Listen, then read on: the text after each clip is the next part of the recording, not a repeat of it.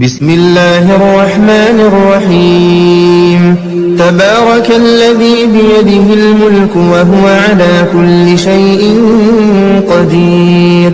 الذي خلق الموت والحياة ليبلوكم أيكم أحسن عملا وهو العزيز الغفور الذي خلق 7 سماوات طباقا ما ترى في خلق الرحمن من تفاوت فارجع البصر هل ترى من فطور ثم ارجع البصر كرتين ينقلب إليك البصر خاسئا وهو حسير ولقد زينا السماء الدنيا بمصابيح وجعلناها رجوما للشياطين وأعتدنا لهم عذاب السعير وللذين كفروا بربهم عذاب جهنم وبئس المصير إذا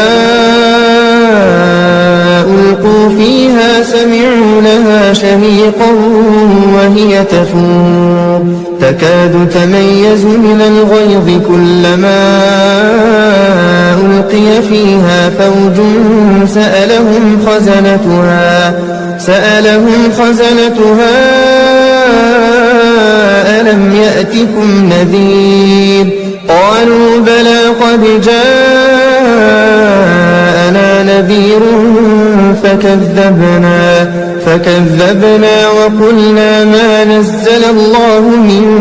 شيء إن أنتم إلا في ضلال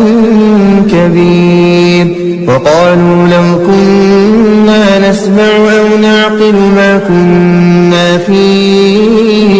أصحاب السعير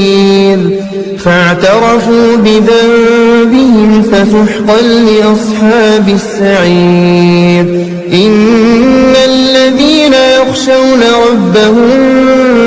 بالغيب لهم مغفرة وأجر كبير وأسروا قولكم أو اجهروا به إنه عليم بذات الصدور ألا يعلم من خلق وهو اللطيف الخبير هو الذي جعل لكم الأرض ذلولا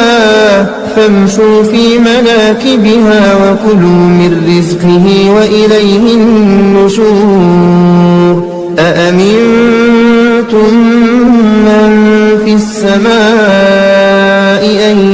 يخسف بكم الأرض فإذا هي تمور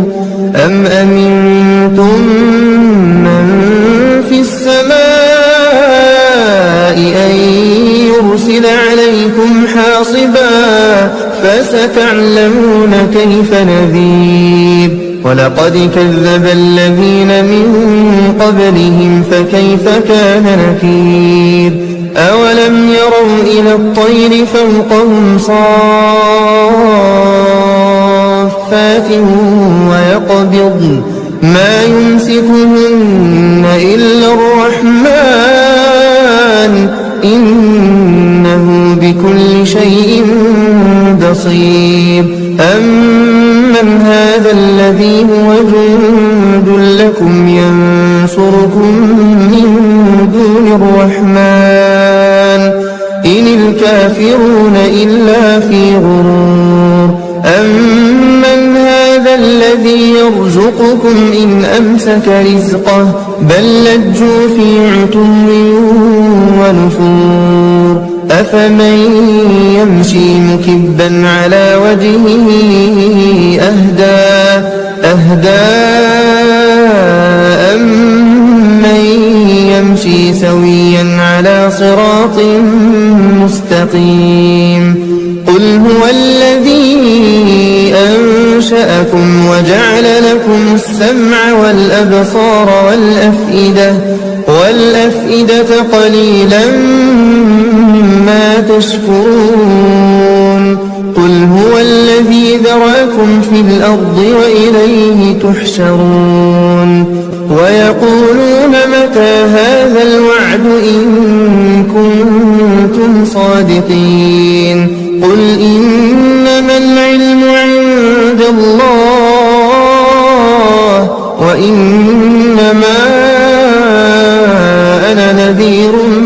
مبين فلما رأوه زلفة سيئت وجوه الذين كفروا وقيل هذا الذي كنتم به تدعون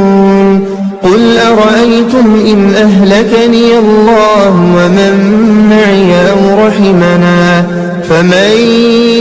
يجير الكافرين من عذاب أليم قل هو الرحمن آمنا به وعليه توكلنا فستعلمون من هو في ضلال مبين قل أرأيتم إن أصبح ماؤكم غورا فمن يأتيكم